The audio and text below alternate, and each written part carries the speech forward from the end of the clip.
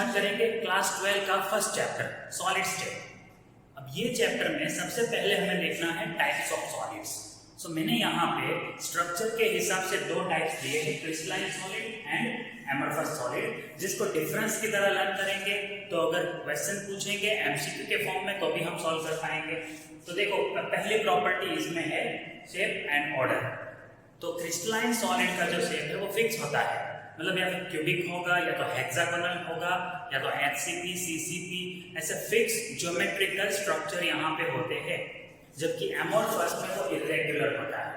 बात करें अगर ऑर्डर की, तो crystalline substances long range order follow करते हैं, उसमें जो पार्टिकल्स है वो लॉन्ग रेंज ऑर्डर फॉलो करेंगे। लेकिन एमोर्फस में वो ऑर्डर फॉलो नहीं होता, इरेगुलर पैटर्न होता है एटम्स के अरेंजमेंट का एमोर्फस सब्सटेंस में। अगर बात करें मेल्टिंग पॉइंट की, तो क्रिस्टलाइन सॉलिड का मेल्टिंग पॉइंट शार्प है, फिक्स है। जैसे कोई सब्सटेंस, कोई सॉल्ट का मेल्टिंग पॉइंट अगर 1200 डिग्री सेल्सियस है तो एग्जैक्टली 1200 डिग्री सेल्सियस वो मेल्ट हो जाएगा। लेकिन एमोर्फस सब्सटेंस में हमको रेंज ऑफ टेम्परेचर मिलेगा, मतलब आप बोल नहीं सकते कि इसका टेम्परेचर 1200 डिग्री सेल्सियस है। वो 1100 डिग्री पे सॉफ्ट बनेगा, हो सकता है 1150 पे वो जेली जैसा हो जाए और 1200 पे 100% मेल्ट हो। तो फिक्स टेम्परेचर नहीं मिलेगा आपको, 11 से 200 तक का रेंज मिल सकता है। ऐसे हर एक सब्सटेंस में अलग अलग रेंज हो सकता है।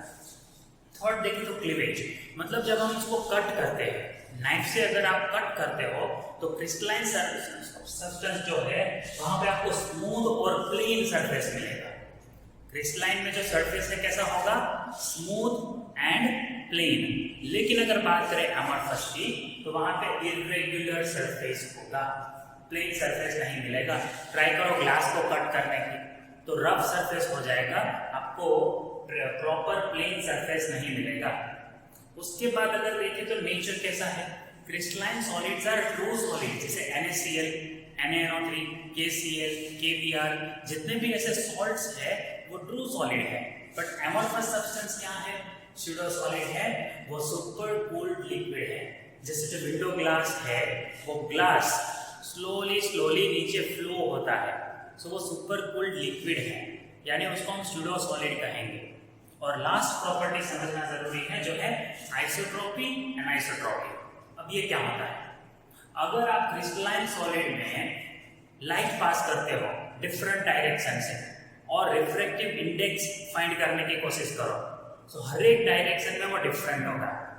मतलब जो फिजिकल प्रॉपर्टीज का मेजरमेंट करते हो वो डिफरेंट डायरेक्शन में डिफरेंट वैल्यू देगा, तो उसको कहते हैं एनाइसोट्रोपी। लेकिन अगर ऐसे रिफ्रैक्टिव इंडेक्स या फिर डेंसिटी या बात करो अगर इलेक्ट्रिकल कंडक्टेंस, ये डिफरेंट डायरेक्शंस में अगर सिमिलर है तो उसको कहते हैं आइसोट्रोपिक। तो amorphous substances are isotropic and the nature is isotropy. फिर क्रिस्टलाइन सॉलिड्स है वो एनाइसोट्रोपिक है और जो नेचर है उसको कहते हैं एनाइसोट्रोपिक। याद रखो इसको। अब हम देखते हैं दूसरा क्लासिफिकेशन। तो अगर हम कंस्टिट्यूएंट पार्टिकल देखें तो 4 टाइप्स में हम क्लासिफाई कर सकते हैं सॉलिड को, जो है मॉलिक्यूलर सॉलिड, आयनिक सॉलिड, मेटालिक सॉलिड और कोवैलेंट सॉलिड। जिसमें हम देखिए कंस्टिट्यूएंट पार्टिकल मॉलिक्यूलर सॉलिड में नॉन पोलर मॉलिक्यूल हो सकता है, पोलर मॉलिक्यूल हो सकता है या हाइड्रोजन बॉन्डेड मॉलिक्यूल हो सकता है। अगर बात करें आयनिक सॉलिड की, तो उसमें positive ion and negative ions होते हैं कंस्टिट्यूएंट पार्टिकल्स, और मेटालिक सॉलिड में होते हैं पॉजिटिव मेटल आयंस और डीलोकलाइज्ड इलेक्ट्रॉन्स। और लास्ट है कोवैलेंट सॉलिड, जिसमें एटम्स होते हैं एज ए कंस्टिट्यूएंट पार्टिकल्स। अगर हम बात करें एग्जांपल्स की, तो नॉन पोलर मॉलिक्यूल्स में आप एग्जांपल लिख सकते हो ऐसे मॉलिक्यूल का जिसमें दो एटम्स के बीच में इलेक्ट्रोनेगेटिविटी का डिफरेंस होगा 0, या फिर जो इलेक्ट्रोनेगेटिविटी है वो एक दूसरे का कैंसिल होगा। जैसे अगर बात करें H2O2I2, यहाँ पे क्या होता है, इलेक्ट्रोनेगेटिविटी सिमिलर है तो वो नॉन पोलर होंगे। CCl4 में कार्बन के आसपास 4 क्लोरीन है, सबका सेम इलेक्ट्रोनेगेटिविटी है, तो जो पोलैरिटी प्रोड्यूस होता है वो कैंसिल हो जाएगा। उसी तरह आर्गन सिंगल एटम है तो नॉन पोलर होगा। सॉलिड CO2 लीनियर मॉलिक्यूल है, सामने सामने जो पोलैरिटी है वो नेग्लेक्ट हो जाएगा, तो इसलिए ये मॉलिक्यूल्स नॉन पोलर है। पोलर में एग्जांपल है HCl, SO2 यहाँ पे बैंड स्ट्रक्चर है तो एक दूसरे का पोलैरिटी नेग्लेक्ट नहीं होगा। CO2 लीनियर है क्योंकि उसमें लॉन पेयर नहीं है, SO2 में लॉन पेयर है इसलिए वो लीनियर है, जो मैंने आपको केमिकल बॉन्डिंग में पढ़ाया है। अगर आपको वो नहीं पता तो एक बार केमिकल बॉन्डिंग में VSEPR थियोरी देख लो। अब ये पोलर है, फिर हाइड्रोजन बॉन्डेड में एग्जांपल लिखा है आइस। सो ये एग्जांपल्स याद रखो। पॉजिटिव नेगेटिव आयन के एग्जांपल्स में देखो, आयोनिक सॉलिड में NaCl, magnesium oxide, lithium chloride, zinc sulphide, KCl, KBr, KNO3। आपको जो आयोनिक सॉलिड याद है वो यहाँ लिख सकते हो। मेटलिक सॉलिड में एग्जांपल मेटल के लिख दो, कॉपर, सिल्वर, आयरन, मैंगनीज, निकल, कोबाल्ट, ठीक है, तो ऐसा मेटलिक सॉलिड लिखोगे। कोवैलेंट सॉलिड में एग्जांपल्स देखो तो क्वार्ट्ज मतलब सिलिका, फिर सिलिकॉन कार्बाइड, फिर कार्बन, अभी कार्बन के 2 इलेक्ट्रॉन्स है, डायमंड और ग्रेफाइट, तो दोनों हम यहाँ लिखेंगे कोवैलेंट सॉलिड में। उसके बाद हमें डिस्कस करना है उसका नेचर। सो आप देखो मॉलिक्यूलर सॉलिड में नॉन पोलर और पोलर सॉफ्ट है, बट हाइड्रोजन बॉन्डेड जो है सॉलिड, आप देखो एग्जांपल लो आइस, तो वो हार्ड है। फिर बात करें आयोनिक सॉलिड की तो वो हार्ड है बट ब्रिटल है, मतलब वो क्रश हो सकते हैं और आपको आवाज भी आएगा अगर आप इसमें से कोई सॉल्ट को क्रश करोगे, तो ब्रिटल है। मेटलिक सॉलिड्स हार्ड है, ब्रिटल नहीं है, but they are malleable and ductile. तो इसी वजह से हम उसका एक शीट बना सकते हैं, उसमें से वायर्स बना सकते हैं। रीजन है they are malleable and ductile. और अगर बात करें कोवैलेंट सॉलिड तो वो हार्ड है, एक्सेप्शनल है ग्रेफाइट, वो ब्रिटल है ना, टूट जाता है। अब देखो नेक्स्ट मॉलिक्यूलर सॉलिड के अगर मेल्टिंग पॉइंट की बात करो तो बहुत कम है। क्यों? पहले से ही वो गैसियस फॉर्म में है। कोई सॉलिड हो उसका आप लिक्विफाई कर सकते हो, उसका मेल्टिंग पॉइंट लिख सकते हो। ये पहले से गैसेस है तो इसके मेल्टिंग पॉइंट्स माइनस में होंगे, सो वेरी लो लिखा मैंने, ठीक है। उसके बाद देखो आयोनिक सॉलिड तो उसके मेल्टिंग पॉइंट हाई होते हैं। मेटलिक सॉलिड की बात करो तो मॉडरेट टू हाई होंगे, लेकिन कोवैलेंट सॉलिड में स्ट्रॉन्ग बॉन्डिंग है इसलिए वेरी हाई। तो ऑर्डर याद रखना, कभी आपको एग्जांपल पूछ लिया SiO2 आयरन, फिर यहाँ से एग्जांपल ले लिया कौन सा ले लो NaCl और यहाँ से ले लिया SO2, तो SO2 NaCl आयरन और सिलिका, किसका मेल्टिंग पॉइंट सबसे ज्यादा होगा? आपको सिलिका टिक करना है। कोवैलेंट सॉलिड का मेल्टिंग पॉइंट सबसे ज्यादा है। और लास्ट है हीट एंड इलेक्ट्रिसिटी, उसका कंडक्शन। तो ये तो नॉन कंडक्टर है, इंसुलेटर्स है, ठीक है, दीज आर इंसुलेटर्स। बात करो अगर ऑक्सीजन की, अगर कंडक्टर होता तो चलते चलते करंट लगता हमको, ठीक है, लेकिन ऐसा नहीं है, वो इंसुलेटर है। अब बात करें आयोनिक सॉलिड की तो उसमें देखो सॉलिड फॉर्म में वो इंसुलेटर है। आप पूछोगे क्यों? तो उसका रीजन है सॉलिड फॉर्म में उसके आयंस नहीं बनेंगे। आयोनिक सॉलिड में जो कंडक्टेंस है वो किसकी वजह से है? आयंस की वजह से। ये आयंस या तो लिक्विड फॉर्म में होंगे या तो एक्वस फॉर्म में होंगे। सॉलिड फॉर्म में आयंस मूव नहीं कर सकते तो इसलिए वो इंसुलेटर है, बट लिक्विड फॉर्म में या एक्वस फॉर्म में कंडक्टर है। मेटलिक सॉलिड में कंडक्टेंस किसकी वजह से है? इलेक्ट्रॉन की वजह से। वो सॉलिड फॉर्म में भी मूव हो सकते हैं तो और एक्वस फॉर्म में भी मूव हो सकते हैं, तो सॉलिड और लिक्विड दोनों फॉर्म में वो क्या है? कंडक्टर है। अगर बात करें कोवैलेंट सॉलिड की तो कोवैलेंट सॉलिड है इंसुलेटर, क्योंकि उसमें ना तो आयंस है ना तो इलेक्ट्रॉन्स है, एटम्स है जो इंसुलेटर है। बट उसमें एक एग्जांपल है कार्बन, जिसमें ग्रेफाइट एलोट्रोप जो है कार्बन का वो कंडक्टर है। तो एक्सेप्शन में लिखा है graphite is a conductor, otherwise covalent solids are non conductor और यू कैन से इंसुलेटर। तो हमारा नेक्स्ट टॉपिक है ड्रेज लॉ, जिसका यूज होता है क्रिस्टल स्ट्रक्चर को डिटरमाइन करने के लिए, जिसमें हम एक्सरे डिफ्रैक्शन करते हैं।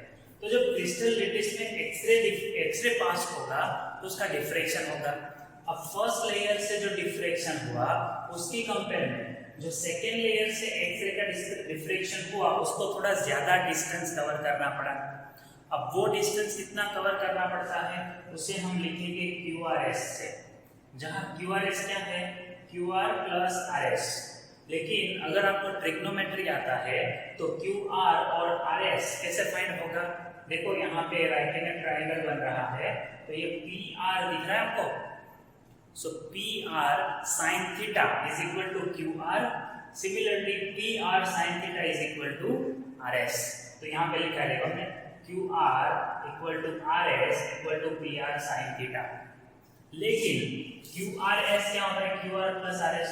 So QR और RS दोनों इक्वल है, तो QRS की जगह अगर मैं यहाँ लिखना चाहूँ QR plus RS, तो QR का मतलब होता है PR sin थीटा, RS का मतलब भी होता है PR sin थीटा, तो QRS इक्वल टू मैं 2 PR sin थीटा लिख सकता हूँ। लेकिन QRS equal to n lambda भी है, सो अब मैंने QRS की जगह लिखा n लैम्डा और 2 PR sin थीटा इसकी जगह लिखा 2D sin थीटा। क्यों ऐसा किया मैंने? PR ये है ना, सो PR इक्वल टू देखो क्या है D। D मतलब क्या? दो लेयर के बीच में डिस्टेंस। क्रिस्टल सिस्टम में क्रिस्टल के दो लेयर के बीच में जो डिस्टेंस है उसको हम कहते हैं D। So n lambda equal to 2D sin theta, ये हुआ हमारा इक्वेशन। यहाँ से हमें दो लेयर के बीच में कितना डिस्टेंस है वो पता चलेगा ये इक्वेशन से, या तो अगर हमें वेवलेंथ पता है और डिस्टेंस पता है तो एंगल पता चलेगा कि डिफ्रैक्शन कितने एंगल से हुआ। आइए न्यूमेरिकल देखते हैं, तो आपका जो ये इक्वेशन है वो ज्यादा क्लियर हो जाए। न्यूमेरिकल इस तरह से है, the X-ray powder pattern of KCl shows a cone at theta equal to 90। मतलब ये जो कॉन दिख रहा है उसमें थीटा कितना मिला? 90। Using X-ray of wavelength 1.54 into 10 raised to -8 centimetre. मतलब जो X-ray यूज हुआ है उसका वेवलेंथ आपको दिया है। Then what is the spacing between plane? D पूछा है ना, ये स्पेसिंग पूछा है आपको। तो आप लिखोगे equation n lambda equal to 2D sin theta. अब आप क्या करोगे? D equal to n lambda upon 2 भी नीचे चला जाएगा और sin थीटा। अब n कैसे मिलेगा? Assume first order diffraction. तो ये फर्स्ट ऑर्डर डिफ्रैक्शन के लिए n इक्वल टू हम लिखते हैं 1, n इक्वल टू 1। फिर लिखेंगे लैम्डा कितना है? 1.54 into 10 raised to -8। उसके बाद नीचे क्या लिखेंगे? 2 into sin कितना है? थीटा 90। अब sin 90 का वैल्यू तो आपको पता है 1 होगा, है ना। sin 90 is equal to 1, तो ऊपर बचेगा 1.54 into 10 raised to -8 divide by 2 into 1। मतलब इसको 2 से डिवाइड करो, सो ऑलमोस्ट आपका आंसर 7 के नजदीक आएगा। मतलब यहाँ पे ऐसे होगा 0.77 into 10 raised to -8। अब एक पॉइंट आप ऐसे ले लो साइंटिफिक नोटेशन में कन्वर्ट करने के लिए, सो आपको मिल गया डिस्टेंस d मिल गया। देखो, सो ये ठीक कर दोगे आप, this is the answer. Check करो एक बार, इक्वेशन है n lambda equal to 2d sin theta, Bragg's equation कहते हैं इसको, ठीक है। तो ब्रेग्स लॉ में हमने देखा कि हम क्रिस्टल स्ट्रक्चर फाइंड करते हैं डिफ्रैक्शन से, जिसमें दो एक्स-रे अगर डिफरेंट लेयर से पास होते हैं तो उसके बीच में इतना गैप होता है डिस्टेंस का, जिस पे से हमने ये इक्वेशन डिराइव किया n lambda equal to 2d sin theta, जहां पे n का वैल्यू 1 2 3 4 ऐसा इंटीजर होगा जो ऑर्डर दिखाता है, फर्स्ट ऑर्डर डिफ्रैक्शन है या सेकंड ऑर्डर डिफ्रैक्शन है, ऐसा, ठीक है। लैम्डा क्या है? वेवलेंथ है जो एक्स-रे यूज हुआ है, d मतलब लेयर के बीच में डिस्टेंस, और थीटा मतलब ये जो एंगल बनता है वो। सो इक्वेशन याद रखो, न्यूमेरिकल्स ऐसे पूछेंगे तो हमारा नेक्स्ट टॉपिक है crystal lattice and unit cell. Crystal lattice किसको कहते हैं? यहाँ पे आप देखो एटम्स का 3 डायमेंशनल जो अरेंजमेंट हम दिखाते हैं उसको हम कहते हैं crystal lattice. So arrangement of particles in 3 dimension in space is called crystal lattice. जहाँ पे अगर आप क्रिस्टल लैटिस का कैरेक्टरिस्टिक पूछेंगे तो आपको 3 कैरेक्टरिस्टिक लिखना होगा। पहला, क्रिस्टल लैटिस में जो डॉट्स है वो डॉट्स को कहते हैं लैटिस साइट। हर एक वो डॉट एक पार्टिकल, एटम, आयन या मॉलिक्यूल रिप्रेजेंट करता है, और अगर ये डॉट्स को हम ज्वाइन करेंगे लाइन से तो एक ज्योमेट्रिकल शेप बनेगा। तो ये 3 कैरेक्टरिस्टिक क्रिस्टल लैटिस के लिए याद रखो। ऐसे टोटल 14 ब्रेविस लैटिस पॉसिबल है जिसका रिसर्च हुआ है, और भी बहुत सारे लैटिस मिल सकते हैं, ये रिसर्च अभी भी कंटिन्यू है। अभी तक कितने ब्रेविस लैटिस नॉन है? 14 टाइप्स के, वो हम आगे देखेंगे। अब है यूनिट सेल। ये क्रिस्टल लैटिस में हम एक छोटा सा पोर्शन लेते हैं, तो वो स्मॉलेस्ट पोर्शन को कहते हैं यूनिट सेल, जिसको 3 डायमेंशनली अगर हम रिपीट करेंगे तो हमें क्रिस्टल मिलेगा। और याद रखना है, ये यूनिट सेल का जो ज्योमेट्री होगा वही ज्योमेट्री क्रिस्टल का होगा। अब यहाँ पे भी 2 कैरेक्टरिस्टिक्स आपको करने हैं, एक है एज लेंथ और दूसरा है एंगल। तो ये जो यूनिट सेल है, यूनिट सेल में जो मैंने यहाँ पे दिखाया ए, बी और सी, वो क्या है? एज लेंथ है। और ये ए बी के बीच में, बी सी के बीच में और सी ए के बीच में जो एंगल्स है, अल्फा बीटा गामा, उसको कहते हैं एंगल्स। ठीक है, सो ये एंगल्स और एज लेंथ आपको याद रखने हैं। अब यूनिट सेल को कैसे क्लासिफाई करें? तो मेनली 2 टाइप्स में क्लासिफाई कर सकते हैं यूनिट सेल को, प्रिमिटिव यूनिट सेल और non primitive unit cell.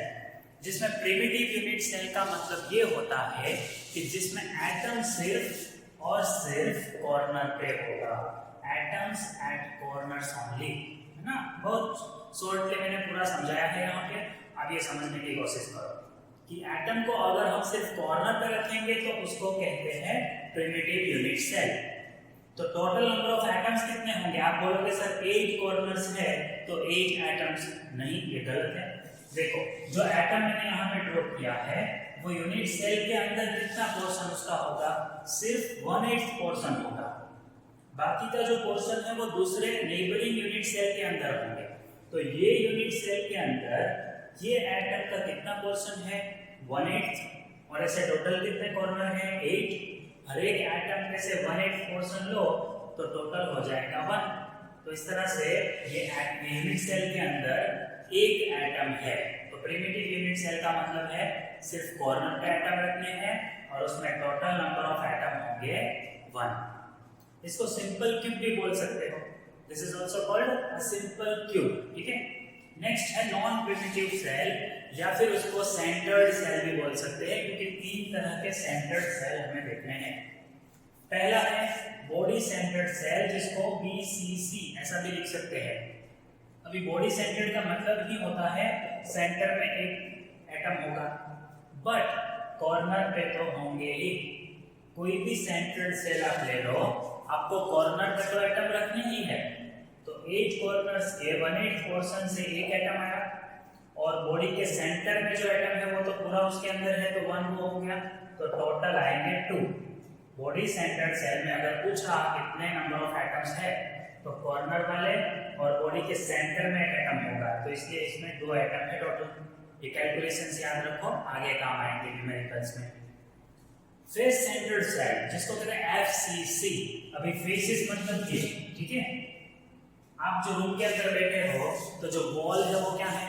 Faces है ना। ऐसे देखो 6 वॉल्स है, 4 वॉल्स, एक फ्लोर, एक रूफ, तो टोटल आप गिनो कितना होगा? टोटल 6 फेसेस है। अब फेस पे कोई एटम रखा होगा तो वो हाफ होगा किसी एक यूनिट सेल में, half of the atom will be on the another unit at the another unit cell. ठीक है, तो ये आपको याद रखना है कि FCC के अंदर कॉर्नर पे से एक एटम आएगा, और सेंटर्ड, फेस सेंटर्ड टोटल कितने एटम होंगे? 6, लेकिन उसका 1/2 मतलब हाफ पोर्शन लेना है। आप ये वॉल पे अगर एटम रखोगे तो आधा एटम ये वॉल पे होगा, आधा दूसरे क्लास में होगा ना। तो इस तरह से आप समझो। तो 6 फेसेस है, हर एक फेस पे से हाफ एटम लोगे तो 3 एटम आएंगे। सो 1 + 3 टोटल कितने हो गए? 4 एटम्स FCC में होंगे। अभी बात करते हैं एंड सेंटर्ड सेल की। तो यहाँ पे कॉर्नर पे एटम तो लेने ही है, बट एंड सेंटर्ड का मतलब क्या है? फेस सेंटर में हमने हर एक फेस पे एटम रखे थे, 6 एटम हुए, इंटू 1/2 किया। एंड सेंटर्ड में सिर्फ कोई 2 सामने के फेसेस पे रखो, या तो ये 2, या ऊपर नीचे वाले, या तो आगे पीछे वाले। ठीक है, कोई 2 फेसेस पे सिर्फ आपको एटम रखने हैं, और इंटू 1/2 तो होगा ही। सो यहाँ पे आंसर आएगा 1। इसमें 1 लिख दिया भाई, यहाँ पे आंसर आएगा 1, मैंने लिखा था। 2 × 1/2 आएगा 1, सो 1 + 1 कितना हुआ? 2। सो आपको याद रखना है प्रिमिटिव में एक एटम होगा, बीसीसी में 2 एटम्स, एफसीसी में 4 एटम और एंड सेंटर्ड में 2 एटम्स होते हैं। तो अब हम देखेंगे 7 क्रिस्टल सिस्टम्स, जिसको आप इस तरह से याद रख सकते हो: cube, tetragonal, orthorhombic, hexagonal, rhombohedral, monoclinic और ट्राइक्लिनिक। अब आप बोलोगे ये तो हमें पता है सर, ऐसा लिखा है। अब इसका मैं आपको शॉर्टकट दे देता हूँ, है ना। आपको ऐसे याद रखना है: क्यूब तो हीरो, क्यूब तो हीरो है तो वो मोटर लेके ही आएगा। क्यूब तो हीरो है तो वो मोटर लेके ही आएगा। अभी क्यूब, पहला वाला क्यूब मोस्ट सिमेट्रिकल है। कैसे मोस्ट सिमेट्रिकल? एक्सिस देखो उसमें सब इक्वल है, A equal to B equal to C, और एंगल्स देखो सारे एंगल्स इक्वल है, इक्वल टू 90 है। So alpha equal to beta equal to gamma equal to 90 है। तो यहाँ पे एक्सिस भी इक्वल है, एंगल भी इक्वल है, इक्वल टू 90। तो ये मोस्ट सिमेट्रिकल है। और उसमें कितने वेरिएशंस हमको मिले हैं? वो प्रिमिटिव क्यूब हो सकता है, वो फेस सेंटर्ड क्यूब हो सकता है, वो बॉडी सेंटर्ड क्यूब हो सकता है। तो क्यूब में हमें 3 अलग अलग क्रिस्टल सिस्टम्स मिले हैं। तो इसको हम कहते हैं पॉसिबल वेरिएशंस। आगे देखिए अगर टेट्रागोनल, तो टेट्रागोनल में फिर से एंगल सारे 90, बट अगर देखो एक्सिस में तो A is equal to B but then not equal to C, मतलब एक जो साइड है वो बड़ा होगा, ठीक है, तो भी तो वो टेट्रागोनल बनेगा। तो 2 इक्वल है, तीसरा साइड अलग है जो बेसिकली बड़ा होता है A और B की कंपेयर में। बात करें अगर ऑर्थोरोम्बिक की, क्यूब तो TO, तो टेट्रागोनल के बाद ऑर्थोरोम्बिक, तो ऑर्थोरोम्बिक में भी एंगल सब 90 है देखो, लेकिन एक्सिस में तीनों अनइक्वल है। A is not equal to B is not equal to C, तो उसको कहेंगे ऑर्थोरोम्बिक। वेरिएशंस की बात करें, टेट्रागोनल में 2 वेरिएशन है, प्रिमिटिव और बॉडी सेंटर्ड। बट आपको कभी क्वेश्चन पूछे which crystal system has all 4 possible variations, तो ये बहुत ही इंपॉर्टेंट एमसीक्यू हो गया। तो ऑर्थोरोम्बिक में देखो जितने भी वेरिएशंस है, primitive, face centred, body centred, hand centred, सब है, तो उसको कहते हैं ऑर्थोरोम्बिक क्रिस्टल सिस्टम। आगे बात करें अगर हेक्सागोनल की, उसमें प्रिमिटिव है, रोम्बोहेड्रल में भी प्रिमिटिव है, और एक है ट्राइक्लिनिक, उसमें भी प्रिमिटिव है। बट अगर रोम्बो है, बात करें मोनोक्लिनिक की, उसमें प्रिमिटिव और हैंड सेंटर्ड दोनों वेरिएशंस हैं। तो ये टोटल वेरिएशंस अगर आप देखो तो कितने होते हैं, काउंट करो, टोटल है 14। अभी यहाँ पे दूसरे रिसर्च होंगे, मान लो कोई ऐसा क्रिस्टल मिला जो ट्राइक्लिनिक भी है और बॉडी सेंटर्ड है, तो यहाँ पे हम और एक लिखेंगे। तो यहाँ पॉसिबिलिटीज है, दूसरे वेरिएशंस आ सकते हैं, तो यहाँ पे नंबर इंक्रीज हो सकता है। बट अभी 14 ब्रेविस लैटिस है, इसको कहते हैं ब्रेविस लैटिस, ठीक है, जिसमें ऐड हो सकता है अगर कुछ रिसर्च हुआ, पता चले एक हेक्सागोनल क्रिस्टल मिला जो बॉडी सेंटर्ड है, तो यहाँ पे लिखना पड़ेगा हमको, ठीक है। सो याद रखिए इस तरह से 14 ब्रेविस लैटिस बनेंगे। अब हम आगे देख लेते हैं, अगर एक्सिस और एंगल की बात करें तो हेक्सागोनल में क्या होगा, हेक्सागोनल का जो एज लेंथ है टेट्रागोनल जैसा होता है, AB equal, C is not equal. But अगर बात करें एंगल की तो हेक्सागोन कब बनेगा, आप सोचो, हेक्सागोन कब बनेगा, जब उसमें एक एंगल कंपल्सरी कैसा हो, 120, बाकी एंगल्स 90 होंगे। देखो ये एंगल और ये एंगल 90 होगा, so alpha beta 90, but one angle should be 120। रट्टा नहीं मारो, हेक्सागोनल है, कब बनेगा हेक्सागोन, एक एंगल 120 होना चाहिए। So gamma is 120C, getting it, alpha beta 90। अब रोम्बोहेड्रल, रोम्बस सब साइड इक्वल होती है, तो ABC सब इक्वल है, इतना तो मैथ्स आपको आना चाहिए। और अगर बात करें एंगल की तो एंगल्स सारे equal but not equal to 90, तो इसको कहते हैं रोम्बोहेड्रल। मोनोक्लिनिक की बात करें तो sides not equal, A is not equal to B is not equal to C, but angles कुछ मिलते हैं, थोड़े से मिलते हैं, किसके जैसा, हेक्सागोनल जैसे, कि दो एंगल 90 है, एक एंगल 90 नहीं है, उसमें नहीं लिखना है दैट इज इक्वल टू 120, ठीक है। तो आप लिखोगे alpha gamma 90 but beta is not 90, ऐसे लिखोगे। और ट्राइक्लिनिक है मोस्ट एसिमेट्रिकल, क्यूब कैसा था, मोस्ट सिमेट्रिकल, ट्राइक्लिनिक कैसा है, मोस्ट एसिमेट्रिकल। कैसे, देखो ABC not equal, alpha beta gamma not equal, तो एंगल्स भी इक्वल नहीं है, नॉट इक्वल टू 90, और साइड्स भी इक्वल नहीं है, तो वो है ट्राइक्लिनिक। तो ऐसे याद रखो आप, वेरिएशंस, उसके बाद एक्सिस और एंगल्स। हो सकता है आपको एक्सिस और एंगल दे और पूछे ये एक्सिस एंगल कौन से क्रिस्टल सिस्टम के हैं, या पूछ ले टेट्रागोनल क्रिस्टल सिस्टम के लिए एक्सिस और एंगल कौन से होंगे, 4 ऑप्शंस दिए होंगे, ठीक है। लास्ट में है यूसेस या एग्जांपल्स आप बोलो, तो कौन से क्रिस्टल्स में ये क्रिस्टल सिस्टम आपको दिखेगा, मतलब व्हाइट टी में टेट्रागोनल होगा, ये याद रखना है, NaCl में क्यूब है, वो याद रखो। फिर अगर डायमंड और ग्रेफाइट का कंपैरिजन करो तो डायमंड में क्यूब है जबकि ग्रेफाइट में हेक्सागोन है। तो कुछ एग्जांपल्स मैंने यहाँ लिखे हैं, वो भी लर्न करो। अगर कभी ट्विस्ट करके ऐसा पूछ लिया तो आपको फिर वो टिक करना है, थ्योरेटिकल मेमोरी बेस्ड है, तो यहाँ पे मार्क्स नहीं कट होने चाहिए। हमारा नेक्स्ट टॉपिक है क्लोज पैकिंग। क्लोज पैकिंग हम देखेंगे 3 स्टेप में। एटम्स को पहले हम 1 डायमेंशनली अरेंज करेंगे, तो जहाँ पे एटम का कोऑर्डिनेशन नंबर होगा 2। कोऑर्डिनेशन नंबर मतलब ये एक एटम आप ले लो तो उसके आसपास कितने एटम्स है, 2 एटम्स है टोटल, ये एक एटम से और यहाँ एक एटम से, टोटल 2 एटम के कांटेक्ट में है, तो उसका कोऑर्डिनेशन नंबर है 2। बात करें 2 डायमेंशनल अरेंजमेंट, तो अगर 1 डायमेंशनल जो लेयर है, फर्स्ट लेयर, उसको एज इट इज अगर हम रिपीट करते हैं y एक्सिस पे, या ये y एक्सिस है तो y एक्सिस पे हम रिपीट करते हैं उसको, तो ये स्क्वायर क्लोज पैकिंग बनेगा। क्योंकि आप यहाँ पे देखो एटम्स के सेंटर्स को अगर ज्वाइन करते हो तो स्क्वायर बनेगा, तो ये स्क्वायर क्लोज पैकिंग है। जहाँ पे एक एटम आप देखो तो 4 एटम के कांटेक्ट में है, तो कोऑर्डिनेशन नंबर हुआ 4।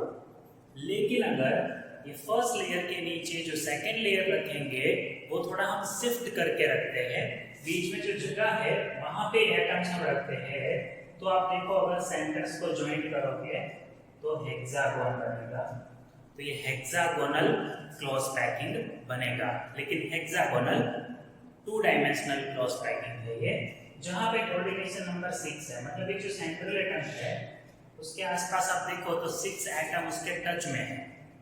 अब अगर ये सेकेंड लेयर के ऊपर हम फिर से एक लेयर रखें, तो ये हमारा फर्स्ट लेयर हो गया 2 डायमेंशनल लेयर, इसके ऊपर जब हम सेकेंड लेयर रखते हैं तो वॉइड्स बनेंगे, ये जानना जरूरी है। तो इसके ऊपर जो एटम रखेंगे वो अगर वॉइड को कवर कर लेगा, जो 3 एटम्स के बीच में जो गैप है उसको ऊपर वाला जो लेयर है उसका एटम कवर कर लेगा, तो टेट्राहेड्रल वॉइड बनेगा। क्योंकि ये टेट्राहेड्रल स्ट्रक्चर बना, उसके बीच में वो वॉइड है, तो उसको नाम देंगे टेट्राहेड्रल वॉइड। और अगर ये जो 3 एटम्स है नीचे वाले रेड कलर से जो दिखाया मैंने, उसके ऊपर आप 3 एटम इस तरह से रखते हो कि जो वॉइड है वो कवर नहीं हुआ, वो ओपन रहता है, मतलब नीचे वाले 3 एटम से जो वॉइड बना वो, और ऊपर वाले 3 एटम का जो वॉइड बनेगा वो वॉइड एक दूसरे को कवर करेगा, मतलब वॉइड तो ओवरऑल ओपन रहा, तो इसको कहते हैं ऑक्टाहेड्रल वॉइड। तो ये 2 तरह के वॉइड बनते हैं जब हम सेकेंड लेयर रखते हैं, बट जब उसके ऊपर थर्ड लेयर रखेंगे तो 2 तरह के क्रिस्टल बन सकते हैं, या तो हेक्सागोनल क्लोज पैकिंग वाले या तो क्यूबिक क्लोज पैकिंग वाले। तो 2 तरह के क्लोज पैकिंग 3 डायमेंशन में पॉसिबल है। हेक्सागोनल क्लोज पैकिंग मतलब जो थर्ड लेयर रखेंगे वो एग्जैक्टली फर्स्ट लेयर का कॉपी होगा, मतलब यहाँ पे 6 एटम्स है, फिर 3 एटम है, फिर 6 एटम्स वापस रिपीट हुए, तो इसको हम कहते हैं hexagonal close packing. AB type arrangement होता है। जहां पे कोऑर्डिनेशन नंबर देखो तो 12 होगा, क्योंकि सेंट्रल एटम के आसपास 6 एटम्स हैं, ऊपर 3 एटम और नीचे 3 एटम, तो टोटल 12 एटम्स इसके कांटेक्ट में है। एग्जांपल्स देख लो, बेरिलियम, मैग्नीशियम, जिंक और नोबल गैस में सिर्फ हीलियम, तो उसमें HCP स्ट्रक्चर है। अगर CCP की बात करें या FCC देखें तो यहाँ पे ABC टाइप लेयर होता है। अब ABC का मतलब ये है कि पहले अगर आप लेते हो 3 एटम्स, उसके बाद आप लेते हो 6 एटम्स, एक एटम के आसपास 6, उसके बाद 3 रखोगे तो बोलोगे सर ये तो ABA हो गया, नहीं, वो थोड़ा अलग है। जैसे ऊपर वाले 3 एटम्स मैंने ऐसे रखे हैं, उसके बाद लेयर B, तो लेयर B में ऐसे दिखाता हूं, लेयर B को अगर मैंने इस तरह से दिखाया, अब लेयर C जो अलग है, देखना थोड़ा अलग है, ये लेयर और ये लेयर दोनों अलग है, ठीक है। इसमें अरेंजमेंट में 2 एटम पीछे है, 1 एटम आगे है। इसमें क्या था, 1 एटम पीछे था, 2 एटम आगे थे। सो A और C डिफरेंट लेयर है, तब वो CCP क्यूबिक क्लोज पैकिंग बनेगा, जहां पे कोऑर्डिनेशन नंबर 12 है। कैसे, ये 1 एटम के आसपास 6, 3 ऊपर 3 नीचे। अगर मैं यहाँ पे ऐसा ड्रॉ कर दूं तो ये HCP हो गया, hexagonal close packing, A B फिर वापस A। तो थोड़ा सा ही डिफरेंस है हेक्सागोनल क्लोज पैकिंग और क्यूबिक क्लोज पैकिंग में। Most of the D block element, देखो आयरन, कोबाल्ट, निकल, कॉपर, कोबाल्ट का ग्रुप, कॉपर का पूरा ग्रुप, सब में CCP स्ट्रक्चर होता है। सिर्फ कुछ डी ब्लॉक एलिमेंट में HCP स्ट्रक्चर होगा। Most of the D block element have CCP structure. देखो गोल्ड, सिल्वर, इसमें भी। फिर डी ब्लॉक में एल्यूमिनियम और नोबल गैसेस, जितने भी नोबल गैस है CCP स्ट्रक्चर है, हीलियम को छोड़ के। हीलियम में HCP स्ट्रक्चर है। तो ये आप एग्जांपल के साथ याद रखो, HCP और CCP क्या है। अब वॉइड्स तो मैंने बोल दिया आपको, बट याद रखो अगर किसी एटम में n नंबर ऑफ एटम्स है तो उसमें टेट्राहेड्रल वॉइड ऑलवेज डबल होते हैं। मैं अगर बोलूं किसी एटम के अंदर 2 एटम, किसी यूनिट सेल के अंदर 2 एटम है तो टेट्राहेड्रल वॉइड कितने होंगे, 4, और octahedral voids will be equal to number of atoms. मतलब किसी यूनिट सेल के अंदर 1 एटम है तो ऑक्टाहेड्रल वॉइड 1 होगा, लेकिन टेट्राहेड्रल वॉइड 2 होंगे। ये भी याद रखो, n is number of atoms, तो टेट्राहेड्रल वॉइड होंगे 2n और ऑक्टाहेड्रल वॉइड होंगे n। अब इसके बेसिस पे हम कैलकुलेशन कर लेते हैं कि प्रिमिटिव यूनिट सेल है तो टेट्राहेड्रल वॉइड कितने होंगे, डबल, नंबर ऑफ एटम्स है डबल, और octahedral void equal to the atom. BCC में 2 एटम होते हैं तो टेट्राहेड्रल वॉइड होंगे डबल और ऑक्टाहेड्रल वॉइड होंगे इक्वल। FCC में 4 एटम्स हैं तो टेट्राहेड्रल वॉइड होंगे डबल, 8 होंगे, और ऑक्टाहेड्रल वॉइड होंगे इक्वल टू 4। एंड सेंटर में नंबर ऑफ एटम्स 2 है तो टेट्राहेड्रल वॉइड 4 और ऑक्टाहेड्रल वॉइड 2। तो ये कैलकुलेशन भी आपको समझ में आना चाहिए। अब हम देखते हैं न्यूमेरिकल। तो atom X form BCC lattice and Y occupy all tetrahedral form. Find molecular formula of compound. कैसे करोगे, देखो BCC X बनाता है और BCC मतलब नंबर ऑफ एटम कितने हैं, 2, तो आप लिखो X इक्वल टू 2। ये टेबल याद रखोगे तो ऐसे न्यूमेरिकल इजीली होंगे। सो ये टेबल देख लो एक बार, ठीक है। BCC मतलब नंबर ऑफ एटम 2 और Y occupy all tetrahedral form. तो टेट्राहेड्रल वॉइड क्यों फॉर्म लिखा, टेट्राहेड्रल वॉइड, तो टेट्राहेड्रल वॉइड Y बनाता है और टेट्राहेड्रल वॉइड कितने होंगे, 4, नंबर ऑफ एटम्स से डबल कर दो 4। तो आपका फार्मूला क्या होगा बोलो, what will be the formula. आप बोलोगे सर X2Y4, ऐसा तो ऑप्शन ही नहीं है, कॉमन निकालो, कॉमन इसमें से निकलेगा 2, तो XY2, हाँ ऐसा ऑप्शन है। सो इजी हो जाएंगे एमसीक्यूज। नेक्स्ट देखो, एटम A फॉर्म्स FCC, तो लिखो FCC equal to A equal to FCC कितना है 4, तो यहाँ पे लिखो 4। अभी एटम B कहाँ पे है, एवरी ऑक्टाहेड्रल वॉइड, जितने भी ऑक्टाहेड्रल वॉइड है उस पे B होगा। तो FCC में octahedral void number of atoms कितना, 4। यहाँ पे देख सकते हो FCC में देखो 4 है, आपको यहाँ से पता चल जाएगा जितने एटम है उतने टेट्राहेड्रल कोएड C बनाएगा, डबल होगा, लेकिन उसका 25% देखो, तो 8 का 25% कितना होता है 25/100, ऐसा करो तो आंसर आएगा 2। तो अभी आप ऐसा लिखोगे A4 B4 C2, क्या आंसर आएगा A4 B4 C2, A4 B4 C wrong, A2 B2 C2 wrong, इसका कॉमन निकालो क्या आएगा A2 B2 C, A2 B2 C, ये हो गया आंसर। तो ऐसे क्वेश्चंस में अभी गलती नहीं होनी चाहिए। अब हमारा नेक्स्ट टॉपिक है पैकिंग एफिशिएंसी। पैकिंग एफिशिएंसी का मतलब होता है किसी भी यूनिट सेल के अंदर जब हम एटम्स रखते हैं तो कितना वॉल्यूम ऑक्यूपाई होगा, उसके परसेंटेज को हम कहते हैं पैकिंग एफिशिएंसी। सो हमने वॉल्यूम ऑफ एटम को वॉल्यूम ऑफ यूनिट सेल से डिवाइड किया और उसको 100 से मल्टीप्लाई किया, तो इस तरह से हमें पैकिंग एफिशिएंसी मिलेगा।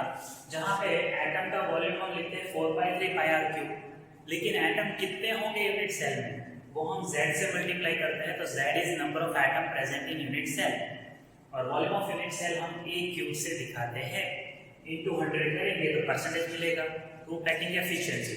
अगर 100 से मल्टीप्लाई नहीं करते तो उसको कहते हैं पैकिंग फ्रैक्शन। सो आइए हम देखते हैं किस तरह से हम पैकिंग एफिशिएंसी कैलकुलेट कर सकते हैं। तो उससे पहले आप देखो तो एज लेंथ हमको नहीं पता होगा, रेडियस नहीं पता होगा। अब दोनों में से कोई एक चीज अगर देंगे तो पैकिंग एफिशिएंसी कैसे मिलेगा, तो उसके लिए हमें एज लेंथ को रेडियस में कन्वर्ट करना होगा। लेकिन जब एज लेंथ को रेडियस में कन्वर्ट करेंगे या तो रेडियस को एज लेंथ में कन्वर्ट करेंगे तो वो दोनों कट हो जाएंगे। तो पैकिंग एफिशिएंसी कैलकुलेट करने के लिए हमें एज लेंथ या रेडियस की जरूरत नहीं है, बट उसके बीच में क्या रिलेशन है वो पहले डिराइव करना पड़ेगा, तो हम उसको कट कर सकते हैं। तो कैसे उसका रिलेशन डिराइव करेंगे? सो अभी हमारे पास उतना टाइम नहीं है क्योंकि क्विकली हमें चैप्टर खत्म करना है। सो मैं यहाँ पे आपको रिलेशन दे देता हूँ, ठीक है। आप टेक्स्ट बुक में वो रिलेशन डिराइव किए हैं, देख सकते हो, बहुत इजी है। Edge length is equal to 2r in case of simple cube, क्योंकि सिर्फ सिंपल क्यूब में कॉर्नर पे एटम होते हैं तो एक दूसरे को टच हो जाते हैं। तो जो एज लेंथ है वो दोनों के रेडियस के सम जितना होगा। 2r is the radius of atom actually twice, ठीक है। रेडियस को 2 बार लिख दिया तो एज लेंथ बनेगा। बट अगर वो आयोनिक सब्सटेंस है तो एक पॉजिटिव आयन होगा उसका रेडियस होगा और एक नेगेटिव आयन होगा उसका रेडियस होगा। सो r प्लस r माइनस ऐसा लिखना पड़ेगा, और इसको कहते हैं मिनिमम डिस्टेंस। आपको कभी पूछेंगे find minimum distance between x plus and y minus, तो ऐसा न्यूमेरिकल होगा तब ये इक्वेशन याद रखना है। 2r नहीं लिखना है वहां पे, r प्लस r माइनस, इसको कहते हैं मिनिमम डिस्टेंस। अब बात करें बॉडी सेंटर्ड की, तो बॉडी सेंटर्ड में रिलेशन है √3a = 4r, जिसको आप लिख सकते हो a = 4r/√3। बट मैंने ऐसा इसलिए लिखा क्योंकि ये 4r को कहते हैं बॉडी डायगोनल। सो कभी आपको बॉडी डायगोनल कितना है ऐसा पूछा और रेडियस दिया है तो आप क्या करोगे, रेडियस को 4 से मल्टीप्लाई करो तो आपका आंसर आ गया, फिर √3 से डिवाइड नहीं करना है। 4r is the body diagonal, क्योंकि अगर आप कोई यूनिट सेल ड्रॉ करते हैं, सपोज ये यूनिट सेल मैंने ड्रॉ किया, तो ये यूनिट सेल में ये कॉर्नर और ये कॉर्नर, दो अपोजिट कॉर्नर्स को जब आप ज्वाइन करते हो तो बनता है body diagonal. So body diagonal is equal to 4r। कैसे? ये एटम, सेंट्रल एटम और ये atom, so r r r r, 4r मतलब बॉडी डायगोनल। उसी तरह फेस सेंटर्ड में भी 4r आएगा, लेकिन वहां पे किस तरह से आएगा वो समझ लो, ठीक है। वहां पे आप सिर्फ फेसिस पे रखोगे, 1 2 3, सिर्फ फेसिस पे एटम को जो रखा है उसको आप कंसीडर करोगे तो वो फेस डायगोनल हुआ। Face diagonal is also equal to 4r, but 4r equal to √2a in case of FCC। ये डेरिवेशन है, बहुत ही सिंपल है, आप डिराइव करो। जिसको आगे ऐसे भी लिख सकते हैं a equal to 4r upon root 2, और आगे डिराइव कर सकते हैं a equal to r, what you can say here 4r है तो 2 root 2 r, a equal to 2 root 2 r ऐसा भी लिख सकते हो, बट मैंने यहाँ पे सिंपलेस्ट रिलेशन याद आपको रखवाया है a equal to 2r root 3a equal to 4r root 2a equal to 4r। 4r is again face diagonal, याद रखो FCC में आएगा फेस डायगोनल और BCC में आएगा बॉडी डायगोनल। अब यहाँ पे भी अगर आपको मिनिमम इंटरआयोनिक डिस्टेंस पूछ लिया तो r plus plus r minus, ये हो गया मिनिमम डिस्टेंस, तो 2 यहाँ डिवाइड में जाएगा। उसी तरह r plus plus r minus, ये हुआ minimum ionic distance, minimum interionic distance, तो 2 यहाँ डिवाइड में जाएगा। तो इस तरह से आपको मिनिमम इंटरआयोनिक डिस्टेंस भी यहाँ से कैलकुलेट करना आना चाहिए। अब इसका यूज कैसे होगा, तो इसको जब हम ये इक्वेशन में रखे a की जगह पे 2r, तो यहाँ पे 8r क्यूब होगा, तो बचेगा पाई बाई 6। इसको कहते हैं पैकिंग फ्रैक्शन।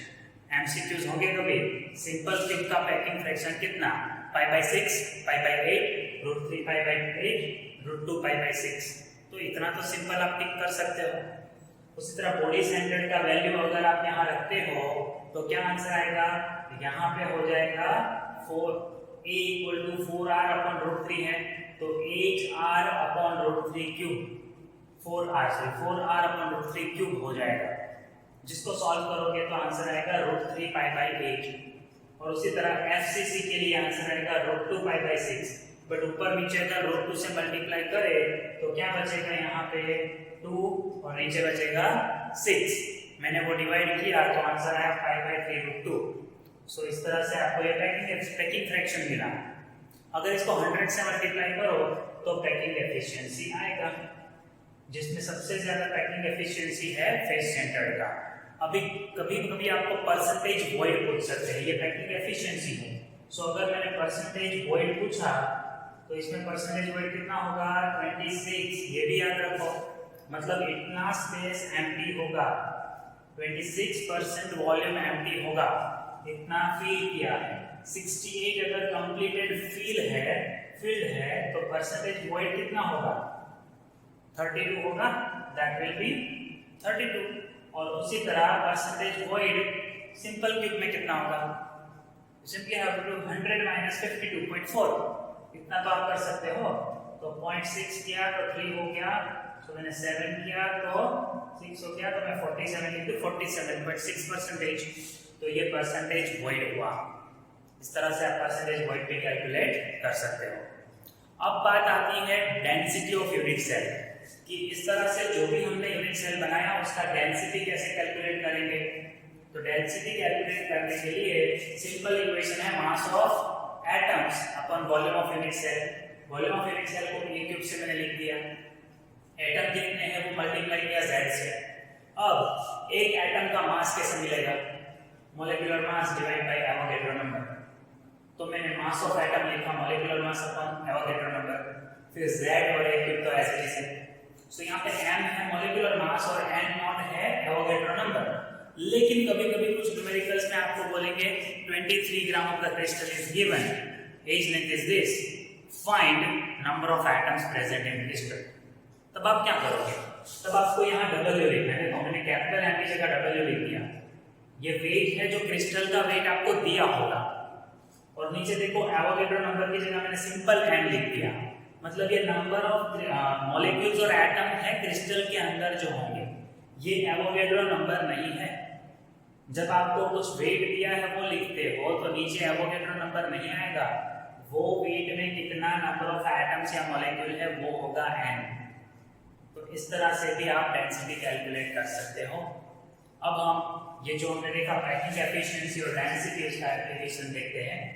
तो पहला क्वेश्चन है, if compound XY forms BCC structure with age length 143 picometer, find length of face diagonal, also find minimum distance between x plus and y minus। देखो लेंथ ऑफ फेस डायगोनल मतलब 4r पूछ लिया है और FCC के लिए है तो 4r equal to root 2a, लेकिन मुझे सिर्फ 4r चाहिए तो मैं क्या करूंगा, रूट 2 इंटू a √2 कितना होता है, नहीं करो ना, ए की वैल्यू लिखो 143 पिकोमीटर में है, ये आंसर भी पिकोमीटर में आएगा। अब अच्छा 1.1433 को ऐसे लिख सकते हो, 1.43 into 100 लिख सकते हो इस तरह। √2 का आंसर होता है 1.41 समथिंग 1.42, ये उसके नजदीक है, तो इसको मैं √2 में कन्वर्ट कर सकता हूँ अप्रॉक्स, फिर बोलना विश्वास नहीं हो सकता। 1.42 अप्रॉक्स मैंने किया कन्वर्ट, इसको 1.43 को √2 में कन्वर्ट कर दिया, तो √2 into √2 कितना होगा, 2 into 100 200, this is the answer. अब आप बोलोगे सर 4 से डिवाइड करना है, पूछा क्या है, फेज डायगोनल। फेज डायगोनल क्या होता है, 4r, ये लेंथ ही तो है फेज डायगोनल, 4r, रेडियस नहीं पूछा। अगर आपको पूछा है रेडियस कितना है तो 4 से डिवाइड करो, 200/4। आपको फेज डायगोनल पूछा तो आप 4 से डिवाइड नहीं करोगे, 4r is your answer, 200 is your answer. अगर रेडियस पूछा तो 4 से डिवाइड करो और लिखो 50, ठीक है, 50 आएगा ना, so that will be your answer in picometer है, भूलो मत। अभी पूछा है also find minimum distance between x plus and y minus। अच्छा मिनिमम डिस्टेंस कैसे फाइंड करते हो, मिनिमम डिस्टेंस x प्लस और y माइनस के बीच में, तो इक्वेशन देखो, √2a = 2 into r plus plus r minus। अभी यहाँ पे हमको 4r पता है ना, 4r पता है, तो आपको ये पता है 4r को हम ऐसे लिख सकते हैं 2, समझ में आया तो ठीक है। देखो 4r मतलब क्या हुआ, 4 रेडियस होगी, जिसमें 2 रेडियस किसकी होगी, पॉजिटिव की, 2 रेडियस होगी नेगेटिव की, ऐसे 4r बना होगा। तो मैंने अगर r प्लस और r माइनस लिख दिया तो 2 से मल्टीप्लाई करना है तो वो हो गया 4r। अभी ये वैल्यू मुझे पता है कितना है, 200, तो x plus plus y minus क्या होगा, 200/2, दैट इज 100। तो ये जो मिनिमम डिस्टेंस पूछा है x plus plus y minus, ये होगा 100 है ना, 200/2। सो दोनों आंसर मिल गए, फेज डायगोनल होगा 200 पिकोमीटर और मिनिमम डिस्टेंस होगा 100 पिकोमीटर। इसको कहते हैं मिनिमम डिस्टेंस, r प्लस और r माइनस के बीच में जो डिस्टेंस है वो। अब आता है next, the density of KBr। अच्छा डेंसिटी आपको दिया है, the length of the edge of unit cell is, length भी दिया है, what will be its structure, उसका स्ट्रक्चर क्या होगा। आपको डेंसिटी पता है ना, तो डेंसिटी आप कैसे लिखोगे, mass into z upon n0 into a cube. अब आपको यहाँ पे क्या फाइंड करना होगा, what will be the structure. Structure कैसे पता चलेगा, मॉलिक्यूलर मास KBr का आपको पता होना चाहिए, n एवोगैड्रो नंबर है, z वही तो फाइंड करना है, z = 1 आया तो प्रिमिटिव, z = 2 आया तो BCC, z = 4 आया तो FCC। तो इस तरह से आपको सिर्फ z फाइंड करना है यहाँ पे, तो z = d into n0 into a cube upon molecular mass. तो इसमें आप वैल्यूज रखो, आपको इजीली आंसर मिलेगा। लेकिन उससे पहले डेंसिटी तो ठीक है, चलो डेंसिटी दिया है 2.75 ग्राम पर centimetre cube, it is correct, but जो आपको एज लेंथ दिया है ना a, वो है 654 पिकोमीटर, तो उसको आप ऐसे करोगे 10⁻⁻12 सेंटीमीटर में करना है ना, तो 10⁻10 सेंटीमीटर, ये कन्वर्जन करना जरूरी है। इसको आप यहाँ लिखोगे नीचे मॉलिक्यूलर मास, तो आंसर मिलेगा। उसके लिए आपको m पता होना चाहिए, मॉलिक्यूलर मास कैसे मिलेगा, 39 पोटेशियम का मास है और ब्रोमीन का मास है 80, तो इसको प्लस करो, कितना होगा बोलो, 30 और 39 को प्लस करो 119 होगा ग्राम पर मोल। अब यहाँ वैल्यूज रखो, डेंसिटी 2.75, फिर क्या लिखोगे a क्यूब, अच्छा एवोगैड्रो नंबर लिखोगे 6.022 × 10⁻23, उसके बाद और एक चीज मल्टीप्लाई करना है एज लेंथ। एज लेंथ कितना है 654 into 10 raised to minus 10 उसका क्यूब और 119 से डिवीजन। तो ये जब आप सॉल्व करोगे तो आपका आंसर आएगा या तो 1 या तो 2 या तो 3 या तो 4 भी आ सकता है, 3 तो नहीं आएगा। 1 होगा तो ये, 2 होगा तो ये, 4 होगा तो ये। सो आंसर है ये। मतलब आप इसको सॉल्व करो, आपका आंसर यहाँ पे 4 आता है कि नहीं चेक करो। 4 आया तो एफसीसी स्ट्रक्चर होगा। सो डेंसिटी रिलेटेड या एज लेंथ रेडियस रिलेटेड अगर न्यूमेरिकल आते हैं तो ये इक्वेशंस है और ये इक्वेशंस है, इसको याद रखो। तो हमारा नेक्स्ट टॉपिक है लिमिटिंग रेडियस रेशियो, जिसमें हम केटायन और एनायन का रेडियस रेशियो लेते हैं। इससे हमें पता चलता है कि उसका कोऑर्डिनेशन नंबर क्या होगा, ज्योमेट्री ऑफ द वॉइड क्या होगी, और कुछ एग्जांपल्स है जिसके लिए हम ये रेशियो यूज करेंगे। तो जैसे पहला रेशियो है 0.155 से 0.225। अगर ये रेशियो आता है केटायन एनायन का तो वहां पे केटायन का कोऑर्डिनेशन नंबर होगा 3। उसका ज्योमेट्री होगा, जो वॉइड बनेगा वो होगा ट्रायगोनल, प्लेन ट्रायगोनल, और ऐसा होगा बोरॉन के ऑक्साइड्स में। उसके बाद देखते हैं अगर जिंक सल्फाइड सिलिका ऐसा होगा तो वहां पे केटायन का कोऑर्डिनेशन नंबर 4 आएगा, ये होगा रेडियस रेशियो, और वॉइड का जो ज्योमेट्री है वो होगा टेट्राहेड्रल।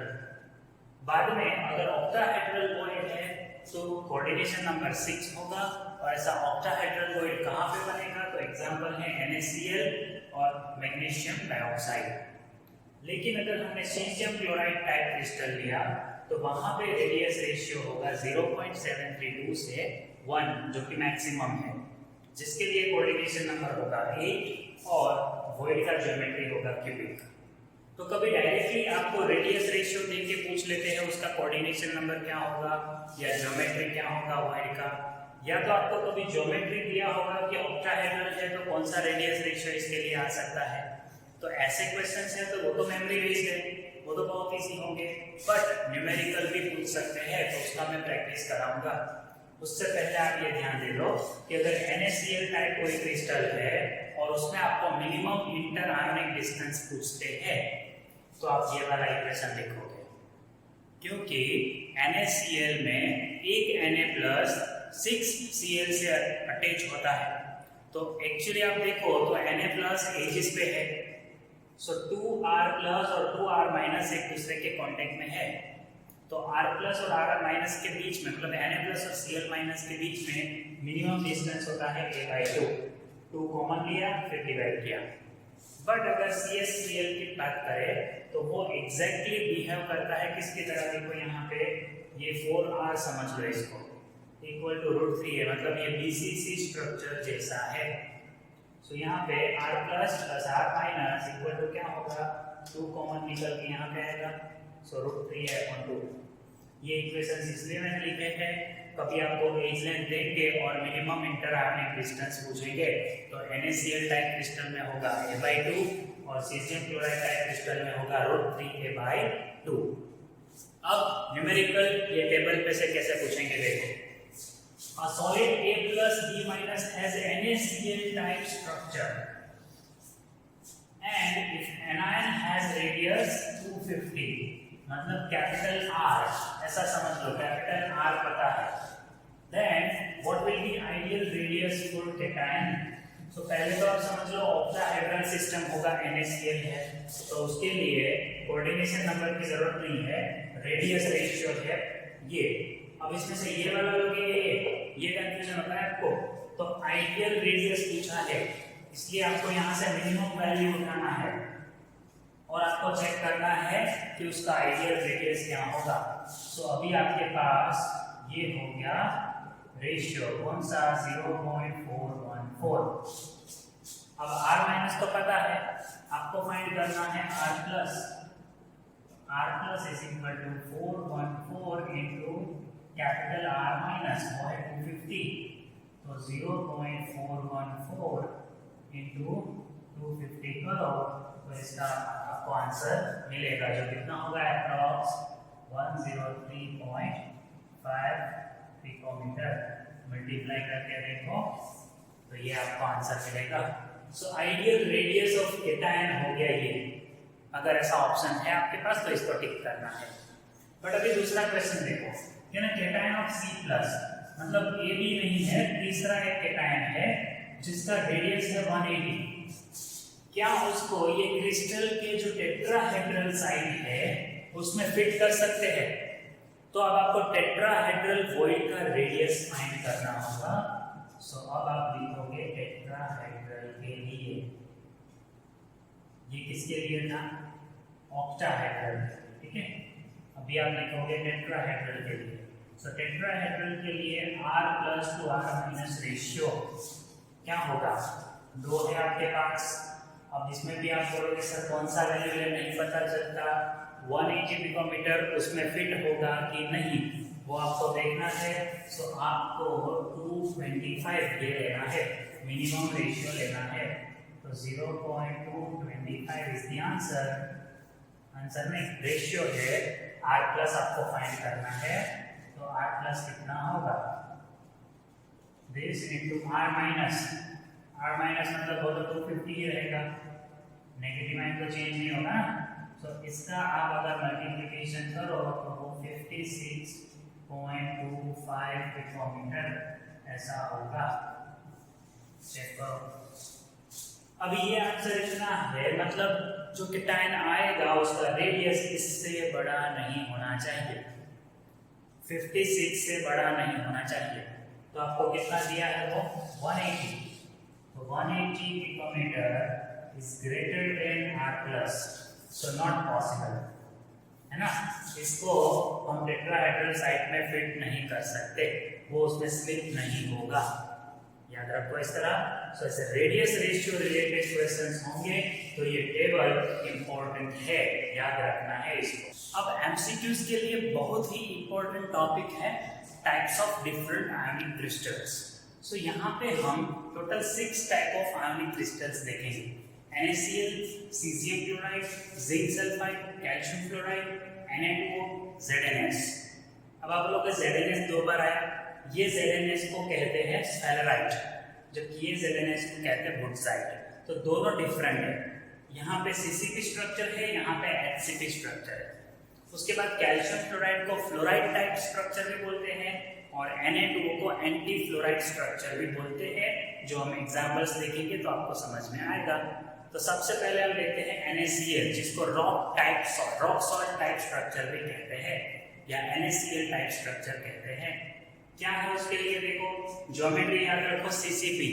NaCl का ज्योमेट्री CCP है जो Cl माइनस से बनेगा, लेकिन Na+ ऑक्टाहेड्रल वॉइड में अरेंज होगा। उसके बाद देखो सीजियम क्लोराइड टाइप में BCC स्ट्रक्चर है। Most of the cases have CCP, है ना। सिर्फ CSCl में BCC है और वुडसाइट में HCP है, बाकी सब में आप CCP याद रखोगे। तो सीजियम क्लोराइड में BCC है जो कौन बनाएगा? तो उसमें सीजियम कॉर्नर पे होगा और Cl बॉडी सेंटर में होगा। इस तरह से BCC स्ट्रक्चर बनेगा। अगर जिंक सल्फाइड में वुडसाइट स्ट्रक्चर की बात करें या जिंक प्लेन स्ट्रक्चर की बात करें तो उसमें CCP स्ट्रक्चर नेगेटिव आयन बनाएगा और जिंक जो है वो 50% टेट्राहेड्रल वॉइड ऑक्यूपाई करेगा या तो अल्टरनेट ऑक्टाहेड्रल वॉइड में अरेंज होगा। बट अगर बात करें हम सल्फाइड की जगह वुडसाइट की तो CCP स्ट्रक्चर जिंक बनाएगा और CCP की जगह HCP बनेगा यहाँ पे। तो इसी का यही डिफरेंस है स्फेलेराइट और वुडसाइट में। स्फेलेराइट में CCP स्ट्रक्चर बनेगा जो नेगेटिव आयन बनाएगा और यहाँ पे HCP स्ट्रक्चर बनेगा जो पॉजिटिव आयन बनाएगा।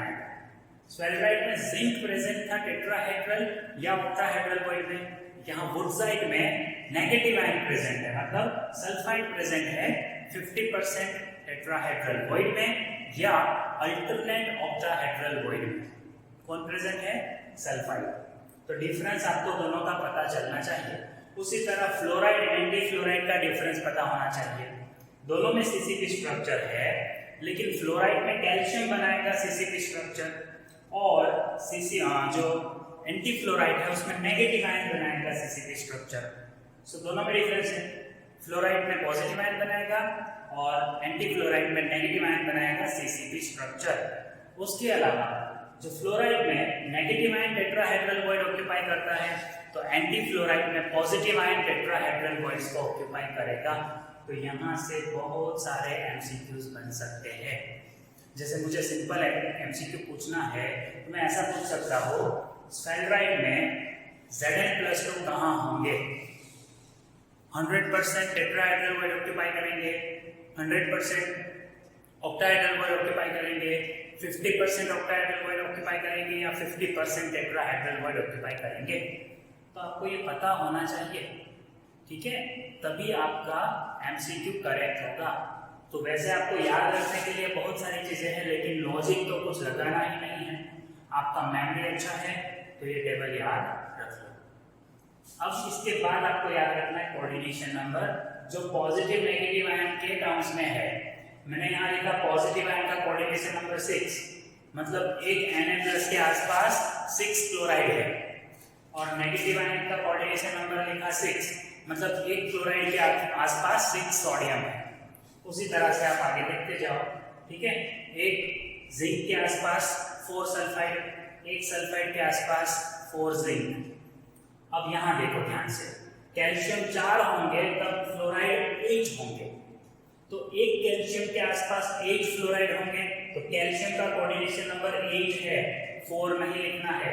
तो ये हमने ऐसा समझो कि ऐसे इंटरचेंज किया, कैल्शियम के आसपास 8 फ्लोराइड, तो 8 हुआ कैल्शियम का कोऑर्डिनेशन नंबर, लेकिन फ्लोराइड के आसपास 4 कैल्शियम है तो फ्लोराइड का कोऑर्डिनेशन नंबर हुआ 4। इसको 2:1 भी लिख सकते हो, 8:4 की जगह। उसी तरह नेक्स्ट Na2O, उसमें एक सोडियम के आसपास 4 ऑक्सीजन, तो सोडियम का कोऑर्डिनेशन नंबर 4 हुआ। यहाँ पे भी आप ऐसे इंटरचेंज करोगे, तो ऑक्सीजन के आसपास 8 सोडियम है तो ऑक्सीजन का कोऑर्डिनेशन नंबर हुआ 8, जो 1:2 जैसा है।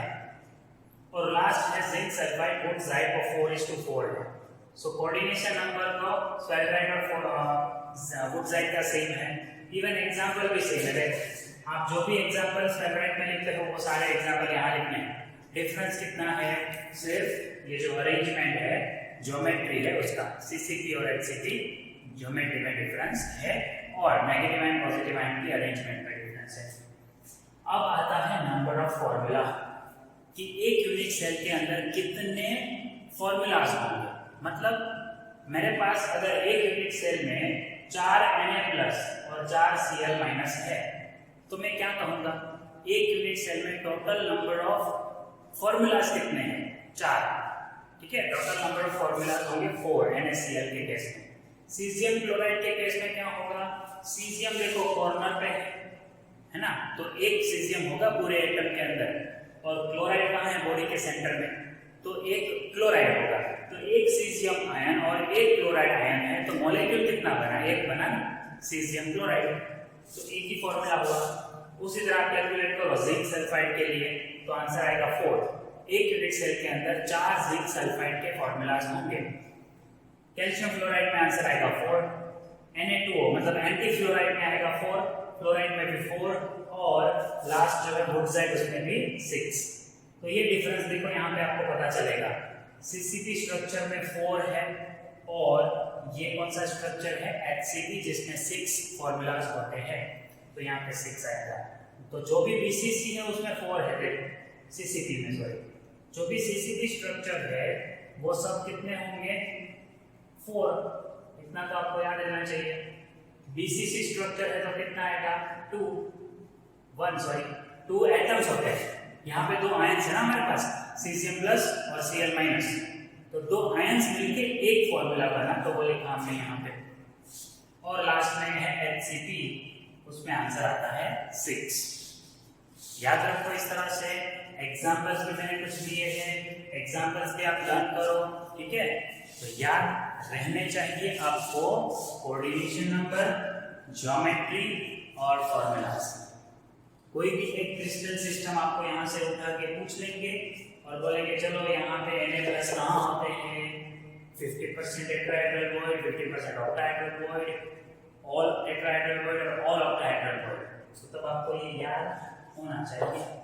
तो ये है हमारा नेक्स्ट टॉपिक, डिफेक्ट्स। डिफेक्ट्स को हम 3 टाइप में क्लासिफाई करेंगे। एक है स्टोइकियोमेट्रिक डिफेक्ट, एक है नॉन स्टोइकियोमेट्रिक डिफेक्ट और एक है इम्प्योरिटी डिफेक्ट। तो पहले देखते हैं स्टोइकियोमेट्रिक डिफेक्ट क्या होता है। यहाँ पे हमें equal number of atoms molecules मिलेंगे, मतलब हमें डेसिमल्स में आंसर नहीं मिलेगा, तो उसको हम कहते हैं स्टोइकियोमेट्रिक डिफेक्ट। तो यहाँ पे 2 तरह से हम क्लासिफिकेशन कर सकते हैं स्टोइकियोमेट्रिक डिफेक्ट का, नॉन आयोनिक और आयोनिक। नॉन आयोनिक डिफेक्ट में सिर्फ जो एटम्स है वो या तो इंटरस्टिशियल साइट में डिस्प्लेस होंगे, तो उसको कहेंगे इंटरस्टिशियल डिफेक्ट। ये तभी होगा जब एटम्स के बीच में साइज डिफरेंस होगा। तो जो छोटे आयंस है जो इंटरस्टिशियल साइट में मूव करेंगे तो ये डिफेक्ट होगा, जहां डेंसिटी में ज्यादा चेंज नहीं होगा। लेकिन वैकेंसी डिफेक्ट में क्या होता है कि कोई एटम क्रिस्टल सिस्टम में से बाहर निकल जाएगा, तो तब डेंसिटी डिक्रीज होगी। तो इस तरह से ये नॉन आयोनिक सब्सटेंसेस में डिफेक्ट होते हैं। बट इसी तरह के डिफेक्ट अगर आयोनिक सब्सटेंस में होते हैं, तो इंटरस्टिशियल डिफेक्ट अगर आयोनिक सब्सटेंस में होता है तो उसको फ्रैंकल डिफेक्ट कहते हैं,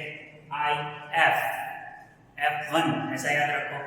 और उसी तरह वैकेंसी डिफेक्ट अगर यहाँ पे होता है आयोनिक सब्सटेंस में, तो उसको कहते हैं शॉर्टकी डिफेक्ट। उसके लिए याद रखो वर्सेस, तो इफ वर्सेस ऐसा याद रख सकते हो। तो फ्रैंकल डिफेक्ट में क्या होगा, इंटरस्टिशियल डिफेक्ट है, मतलब जो पॉजिटिव आयन है वो इंटरस्टिशियल साइड में मूव हो जाएगा। Positive ion moves to interstitial site.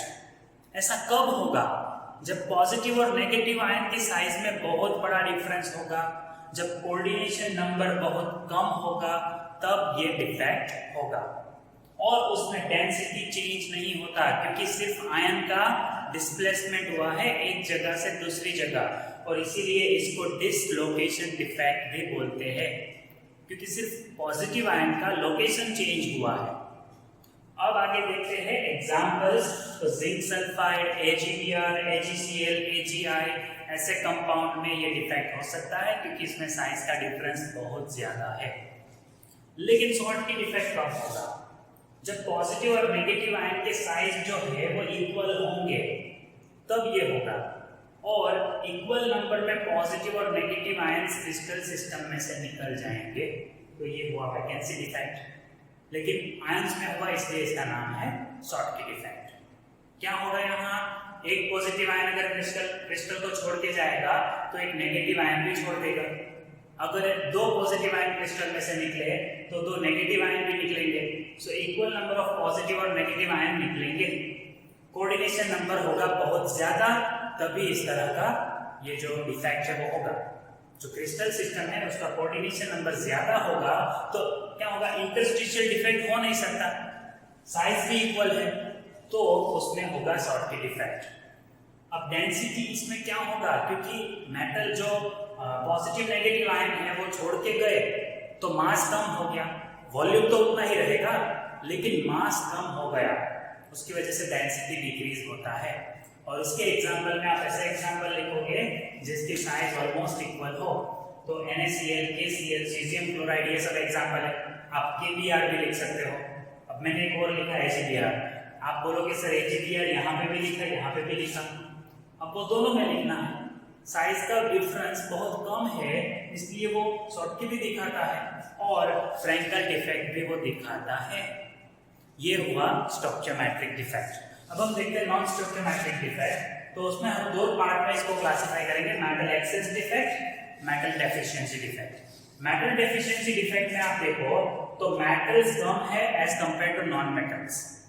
यहाँ पे FeO होना चाहिए था, FeO मतलब Fe1 होना चाहिए था, उससे कम है। ये नेचुरली होता है ऐसा, हम कहीं से और लाएंगे अगर, तो उसमें Fe एक्सपेक्टेड अमाउंट से कम हो सकता है, तो इसको कहते हैं मेटल डेफिशिएंसी। मेटल यहाँ पे नॉन मेटल की कंपेयर में कम है, तो ये मेटल डेफिशिएंसी डिफेक्ट हुआ। तो हो गया ना नॉन स्टोइकियोमेट्रिक। देखो नंबर ऑफ मेटल्स इसमें देखो स्टोइकियोमेट्रिक नहीं है। अब हम देखते हैं मेटल एक्सेस डिफेक्ट, जिसको एफ सेंटर डिफेक्ट भी बोलते हैं। क्यों? उसका रीजन देखो, यहाँ पे हम NaCl को हीट करते हैं, तो ये बीकर में अगर मेरे पास Na+Cl- इस तरह से है और हमें क्या करना है, उसको हीट करना है, ठीक है। उसको हम हीट करते हैं तो ऊपर Na प्रेजेंट है, सोडियम वेपर की प्रेजेंस में हमें NaCl को हीट करना है, तो ये Na कन्वर्ट हो जाएगा Na+ में, जो वेपर है वो Na+ में कन्वर्ट होगा और इलेक्ट्रॉन रिलीज करेगा, और हीटिंग करेंगे तो ये एक Cl- बाहर आएगा ये Na+ से रिएक्ट करने के लिए। तब ये इलेक्ट्रॉन जो रिलीज हुआ वो इलेक्ट्रॉन यहाँ पे आ जाएगा, तो उसकी वजह से ये जो क्रिस्टल है वो येलो कलर का हो जाएगा। तो कलर प्रोड्यूस हुआ, कलर प्रोड्यूसिंग इफेक्ट, उसको नाम दिया फार सेंटर एफ सेंटर डिफेक्ट। तो यहाँ कलर प्रोड्यूस हुआ इसलिए इसको बोलते हैं एफ सेंटर डिफेक्ट। क्या हुआ है, नॉन मेटल बाहर निकल गया क्रिस्टल सिस्टम में से, वहां पे इलेक्ट्रॉन आया, तो यहाँ नॉन मेटल कम हो गए एज कंपेयर टू मेटल, इसलिए इसको बोलते हैं मेटल एक्सेस डिफेक्ट। दूसरे एग्जांपल देखो, पोटेशियम वेपर के प्रेजेंस में KCl को अगर हीट करते तो वायलेट कलर होगा, लिथियम की प्रेजेंस में लिथियम क्लोराइड को हीट करेंगे तो पिंक कलर होगा, जिंक ऑक्साइड को अगर हीट करेंगे तो ऑक्सीजन रिमूव होने पे येलो कलर होगा। ये सब मेटल एक्सेस डिफेक्ट के ही एग्जांपल्स हैं, कभी कोई एमसीक्यू में पूछ लिया तो याद रहना चाहिए। अब देखते हैं इंप्योरिटी डिफेक्ट, जो थर्ड टाइप ऑफ डिफेक्ट था। ये तब होता है जब कोई foreign element, foreign particle crystal system में आता है, तब उसको इंप्योरिटी डिफेक्ट कहते हैं। जैसे अगर NaCl की क्रिस्टल में स्ट्रोंशियम क्लोराइड ऐड करेंगे तो स्ट्रोंशियम का चार्ज +2 है, वो एक Na+ और दूसरे Na+, ऐसे दो Na+ को क्रिस्टल सिस्टम में से डिस्प्लेस करेगा, लेकिन एक की जगह पे वो खुद बैठेगा और एक वैकेंसी रहेगा, तो इसलिए उसने एक वैकेंसी क्रिएट किया। अब अगर आपको पूछा किसी ने कि 1 मोल Cr(Sr+2) ऐड किए हैं तो कितना वैकेंसी क्रिएट होगा, 1 मोल। अच्छा, Sr+2 की जगह अगर पूछा Al+3 तो क्या आंसर आएगा, बोलो। Al+3 3 सोडियम को डिस्प्लेस करेगा, बैठेगा तो एक पे ही आएगा एल्यूमिनियम, तो उसके 1 मोल अगर ऐड किए हैं तो कितना मोल वैकेंसी क्रिएट होगा, 1 मोल प्लस 1 मोल 2 मोल वैकेंसी क्रिएट होगा। इंप्योरिटी डिफेक्ट का ये कांसेप्ट आपको याद रखना है। अब हम देखते हैं डिफेक्ट पे से कैसे न्यूमेरिकल पूछ सकते हैं।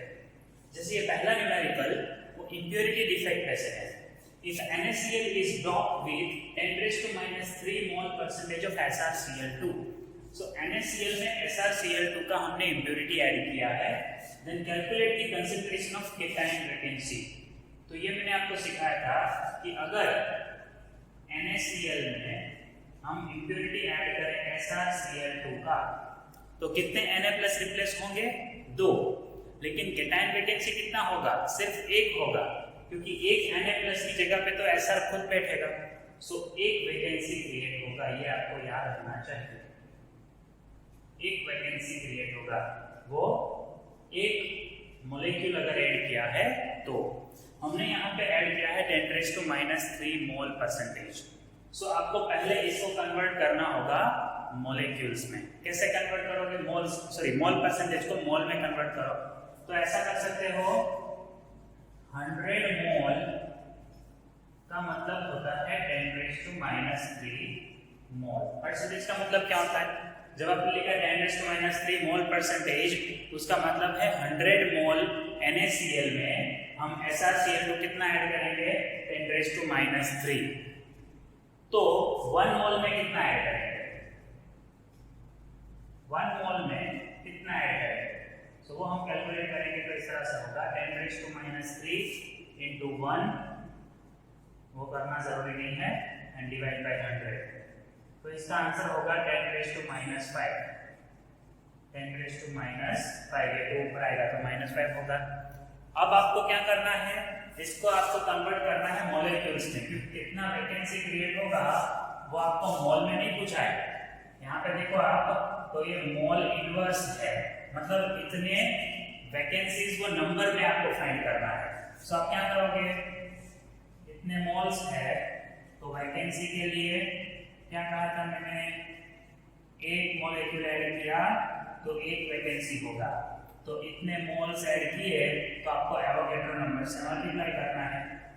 10⁻⁵ मोल इनटू 6.022 × 10⁻23। जितने ये ऐड किए हैं उतनी ही वैकेंसीज क्रिएट होगी।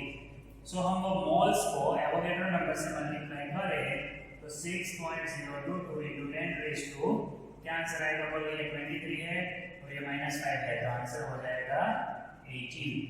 तो ये 18 क्या हुआ, वैकेंसीज पर मोल। एक मोल में इतना वैकेंसी है। सो मोल इनवर्स में आंसर और 18 पावर वाला आंसर आपको टिक करना है। देखो पावर्स बहुत दूर है तो इसमें गलती नहीं होनी चाहिए, बहुत इजी है। अभी नेक्स्ट देखते हैं, ये है मेटल डेफिशिएंसी डिफेक्ट में से। देखो एक और का कंपोजिशन दिया है, कितना है, Fe0.93O। जनरली ये FeO होता है तो उसमें Fe+2 होगा O-2, लेकिन अभी यहाँ दिया है Fe0.93O। अब इसका टोटल चार्ज तो कितना होना चाहिए, +2 ही होना चाहिए क्योंकि ये -2 है। तो हाउ इज इट पॉसिबल, 0.93 का टोटल चार्ज +2 कैसे होगा? सो इसमें दोनों चीजें होंगी, Fe+2 भी होगा और Fe+3 भी होगा। सो हमें इसमें से Fe+3 का परसेंटेज फाइंड करना है। तो कैसे फाइंड करेंगे, क्वेश्चन ये है, देखो what percentage of the iron is present in the form of Fe+3। आपको Fe+2 के फॉर्म में भी पूछ सकते हैं। अभी हमें Fe+3 पूछा है तो आप उसको गैस कर लो x। ये 0.93 में से ये कितना है, x। तो Fe+2 कितना होगा, इसमें से x माइनस कर दो, सो 0.93 - x, ऐसा आप लिख दोगे। अब आपको क्या करना है, इसको मल्टीप्लाई करोगे उसके चार्ज से 2 और इसे मल्टीप्लाई करोगे उसके चार्ज से 3 और ये दोनों का सम कितना आना चाहिए, 2। ये दोनों का सम जो आएगा वो टोटल चार्ज होना चाहिए 2। तो उसको मैं फिर से यहाँ लिख देता हूँ, 0.93 - x × 2, ये इसका चार्ज है। उसी तरह उसमें प्लस करेंगे ये 3x, x × 3 है तो 3x, ये इसका टोटल चार्ज हो जाना चाहिए +2। ठीक है, टोटल चार्ज इसका होना चाहिए +2। तो अभी हमें x फाइंड करना है, कैसे आएगा, 0.93 × 2 करो, 1.86 होगा, -2x + 3x = 2।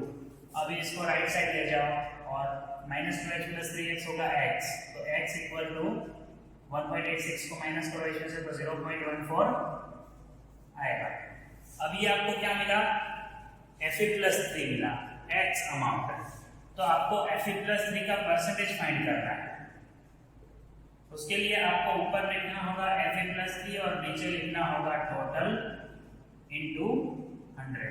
मतलब Fe+3 कितना है, 0.14 और टोटल कितना है, 0.93 इनटू आप करोगे 100, तो ये आंसर। अभी आप यहाँ देखो, आपके पास है 54, 55 समथिंग, ये कब आएगा, ये 45 समथिंग होगा तो ठीक है, ऑलमोस्ट आधा होगा तो इसके नजदीक आएगा। ये कब आएगा, जब यहाँ पे वैल्यू बहुत बड़ा हो, 80, 70 ऐसा। ये तो बहुत छोटा वैल्यू है, 0.14, 93 में 0.14, तो ये ऑलमोस्ट 15% इतना है। तो ऑप्शन ये दूर है 15 से, तो आप 15 टिक कर सकते हो। अगर यहाँ पे 14, 16 ऐसा कुछ होता तो आपको ये एग्जैक्ट डिवीजन करना होता। तो अभी हमारा आंसर आएगा 15%, तो 15.05 ये आप टिक कर सकते हो। Fe+3 की जगह अगर Fe+2 का परसेंटेज पूछा तो आप ऊपर Fe+2 लिखते, नीचे टोटल लिखते, इनटू 100 करते। सो ऐसे डिफेक्ट में से भी क्वेश्चन बन सकते हैं, तो इसका प्रैक्टिस करो। तो ये लास्ट टॉपिक है चैप्टर का, जो है electrical property and magnetic property. तो इलेक्ट्रिकल प्रॉपर्टी अगर देखें तो सॉलिड को हम 3 टाइप में डिवाइड कर सकते हैं। जो इलेक्ट्रिसिटी कंडक्ट करे वो कंडक्टर है, जो पार्शियली कंडक्ट करे वो सेमीकंडक्टर, और जो कंडक्ट नहीं करता है वो इंसुलेटर। उसका रीजन देखने के लिए बैंड थियरी समझना जरूरी है। इलेक्ट्रॉन जब वैलेंस बैंड में से कंडक्शन बैंड में इजीली अगर जंप कर पाएगा तो वो कंडक्टर है, वो मेटल है जनरली। जहां पे देखो गैप बहुत कम, जीरो है या तो ओवरलैप हो गया है, तो वो है मेटल जो कंडक्टर है। अगर गैप छोटा है तो स्मॉल हीटिंग से ये गैप हम ओवरकम कर सकते हैं, मतलब इलेक्ट्रॉन जंप कर सकता है। थोड़ा हीटिंग देंगे तो या तो डॉपिंग करना पड़ेगा, वो हम आगे देखेंगे क्या है। तो इसको बोलते हैं सेमीकंडक्टर्स, जो जनरली सेमी मेटल्स होते हैं। फिर आते हैं नॉन मेटल्स, जिसमें लार्ज गैप है तो इलेक्ट्रॉन जंप नहीं कर पाएगा इवन ऑन हीटिंग, तो इसलिए ये इंसुलेटर है। अब सेमीकंडक्टर का हम कंडक्टिविटी इंक्रीज कर सकते हैं उसको हीट करके, तो वो हो जाता है इंट्रिंसिक सेमीकंडक्टर। लेकिन अगर हमें कुछ डॉपिंग करना पड़ता है तब कंडक्टिविटी इंक्रीज होगा, तो उसको कहते हैं एक्सट्रिंसिक सेमीकंडक्टिविटी या एक्सट्रिंसिक सेमीकंडक्टर। एग्जांपल देखो तो इसमें अगर हम 13th ग्रुप एलिमेंट ऐड करें, ये सेमी मेटल 14th ग्रुप के हैं, उसमें अगर 13th ग्रुप एलिमेंट्स को ऐड करें या 15th ग्रुप के एलिमेंट्स को ऐड करें तो उसको कहते हैं doping. So addition of impurity in semi-metals to increase conductivity is called doping process. So 14th group के एलिमेंट सिलिकॉन या जर्मेनियम में अगर हम 13th ग्रुप एलिमेंट ऐड करेंगे तो यहाँ के 4 इलेक्ट्रॉन जब निकलेंगे सिलिकॉन के और 3 इलेक्ट्रॉन आते हैं 13th ग्रुप के, तो एक होल बचेगा पॉजिटिव होल, जिसकी वजह से कंडक्टिविटी इंक्रीज होता है। इसलिए इसको पी टाइप सेमीकंडक्टर या पॉजिटिव टाइप सेमीकंडक्टर कहते हैं।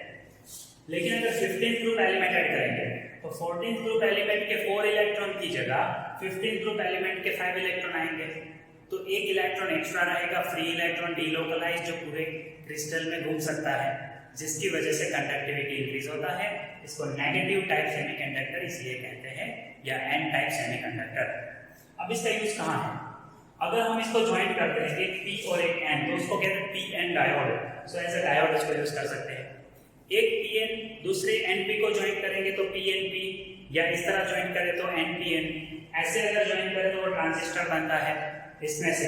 तो सेमीकंडक्टर से ट्रांजिस्टर बनाएंगे तो उसको यूज कर सकते हैं रेडियो सिग्नल को डिटेक्ट और एम्पलीफाई करने के लिए, ठीक है, ये याद रखो। उसके अलावा 14th ग्रुप को हटा के अगर हम 13th और 15th को डायरेक्टली मिक्स करें तो उसको कहते हैं गैलियम आर्सेनाइड। 13th ग्रुप का गैलियम लिया और 15th ग्रुप का आर्सेनाइड लिया, तो 13th 15th ग्रुप के सेमीकंडक्टर इस तरह से, मतलब जो कंडक्टर बनाए उसका कंडक्टिविटी बहुत ही ज्यादा था और ये अभी हाईली यूज में है। इसके अलावा एक और ऑक्साइड है जिसका आपको पता होना चाहिए, रेडियम ऑक्साइड, जो अपीयरेंस में और कंडक्टिविटी में कॉपर जैसा दिखता है। तो कभी ऑप्शन पूछ लिया which of the following oxide appears like copper and have conductivity like copper, तो radium oxide is the answer. तो ये इलेक्ट्रिकल प्रॉपर्टी के लिए याद रखो। अब देखते हैं मैग्नेटिक प्रॉपर्टीज। तो उसमें 5 प्रॉपर्टीज पढ़ने हैं हमें। क्यों आता है मैग्नेटिक प्रॉपर्टी किसी सब्सटेंस में? तो जब उसमें अनपेयर्ड इलेक्ट्रॉन होगा और वो स्पिन करता है ना, अपनी खुद की एक्सिस पे भी स्पिन करता है और वो न्यूक्लियस के आसपास भी स्पिन करता है, तो उसकी वजह से जब भी ये इलेक्ट्रॉन अनपेयर्ड होगा तो मैग्नेटिक फील्ड में अट्रैक्ट होगा। इसकी वजह से इसमें मैग्नेटिक प्रॉपर्टी आएगा और खुद भी मैग्नेटिक फील्ड प्रोड्यूस करता है। तो अगर अनपेयर्ड इलेक्ट्रॉन्स है किसी सब्सटेंस में तो उसको कहते हैं पैरामैग्नेटिक सब्सटेंस, जो एक्सटर्नल मैग्नेटिक फील्ड में वीकली अट्रैक्ट होंगे। लेकिन अगर एक्सटर्नल मैग्नेटिक फील्ड हटा लोगे तो अपना मैग्नेटिज्म वो लूज करेगा। जैसे oxygen molecule, copper ion, Fe+2 ion, तो ये जो आयंस है वो O2, ये कैसे है? पैरामैग्नेटिक। रट्टा नहीं मारना है, केमिकल बॉन्डिंग देखना है। उसमें मैंने आपको पढ़ाया था मॉलिक्यूलर ऑर्बिटल थ्योरी, जहां पे एनर्जी डायग्राम ड्रॉ किया था। वो एनर्जी डायग्राम में अनपेयर्ड इलेक्ट्रॉन्स अगर मिलते हैं, आप O2 का डायग्राम ड्रॉ करो, उसमें अनपेयर्ड इलेक्ट्रॉन थे तो वो पैरामैग्नेटिक है। लेकिन मैग्नेटिक फील्ड की प्रेजेंस में अगर मैग्नेटिक फील्ड हटाया तो फिर वो अपना मैग्नेटिज्म यूज करेगा। डायमैग्नेटिक का मतलब है उसमें एक भी अनपेयर्ड इलेक्ट्रॉन नहीं है, तो वो वीकली रिपेल होगा मैग्नेटिक फील्ड में। उसके एग्जांपल्स भी दिए हैं, बहुत सारे एग्जांपल ही, सब में है ना पेयर्ड इलेक्ट्रॉन है, एक भी अनपेयर्ड इलेक्ट्रॉन नहीं है। फिर आते हैं फेरोमैग्नेटिज्म में। अभी इससे थोड़ा ये डिफरेंट है। यहाँ पे हम अलाइनमेंट लेते हैं एटम्स का, जिसको हम डोमेन्स कहते हैं। तो वो अगर सेम डायरेक्शन में अलाइन है कब होगा ऐसा? ऐसा जनरली किसी सब्सटेंस में नहीं होता। जैसे आयरन, कोबाल्ट, निकल, उसमें इस तरह से डोमेन्स नहीं होते उसके। जब उस पर हम मैग्नेट रखते हैं या वो मैग्नेटिक फील्ड के कांटेक्ट में आते हैं तो सारे डोमेन एक डायरेक्शन में हो जाते हैं, तो उसको कहते हैं फेरोमैग्नेटिक सब्सटेंस। तो ये बिहेवियर को कहते हैं फेरोमैग्नेटिज्म। अब अगर आप मैग्नेट ले लोगे तो भी ये अलाइनमेंट ऐसा ही रहेगा, इसीलिए इसको कहते हैं परमानेंट मैग्नेट। ठीक है, और ये स्ट्रांगली अट्रैक्ट होते हैं। देखो यहाँ वीकली अट्रैक्टेड था, यहाँ स्ट्रांगली अट्रैक्टेड है इन मैग्नेटिक फील्ड। और मैग्नेटिक फील्ड ले लोगे तो अपना मैग्नेटिज्म लूज नहीं करते हैं, इसीलिए इसको परमानेंट मैग्नेट कहते हैं। अब बात करें फेरोमैग्नेटिक सब्सटेंस, तो इसमें जो पैरेलल और अनपैरेलल है वो अनइक्वल है। देखो अलाइनमेंट जो है पैरेलल डोमेन और एंटी पैरेलल डोमेन्स, तो वो अनइक्वल है, एक ऊपर दो नीचे, एक ऊपर दो नीचे। तो पैरेलल और अनपैरेलल जो है, एंटी पैरेलल जो डोमेन्स है वो अनइक्वल है, इसलिए इसमें टोटल नेट मैग्नेटिक मोमेंट थोड़ा रहेगा, मैग्नेटिक फील्ड थोड़ा प्रोड्यूस होगा, 100% कैंसिल नहीं होगा। ठीक है, सो इसके एग्जांपल्स देखो, Fe3O4 फेराइट ये है, और इसको इसलिए फेरोमैग्नेटिक नहीं कहेंगे क्योंकि नेट डाइपोल मोमेंट जो है, नेट मैग्नेटिक फील्ड है वो बहुत कम होगा, तो इसको नाम दिया फेरीमैग्नेटिक सब्सटेंस। सब पैरेलल नहीं है या सब एंटी पैरेलल नहीं है, ठीक है, दोनों का अनइक्वल नंबर इसमें है। लेकिन एंटी फेरोमैग्नेटिज्म में क्या होगा? एग्जैक्टली सेम नंबर होंगे, parallel anti parallel, parallel anti parallel, तो सेम नंबर में है, इसलिए इसमें एग्जांपल देखो MnO, MnO2, FeO, ये सब कैसे है? Anti ferromagnetic. So net magnetic moment ने, नेट मैग्नेटिक फील्ड इसमें जीरो हो गया क्योंकि एक दूसरे का मैग्नेटिक फील्ड ये कट करेंगे। तो ये एग्जांपल्स आपको याद रखने हैं, 5 मैग्नेटिक सब्सटेंसेस है, मैग्नेटिक प्रॉपर्टीज है, विद एग्जांपल्स याद रखो। अब आपको करना क्या है? नीचे डिस्क्रिप्शन में वर्कशीट है, डाउनलोड करो और उसको सॉल्व करो, पूरा चैप्टर आपका क्लियर हो जाएगा।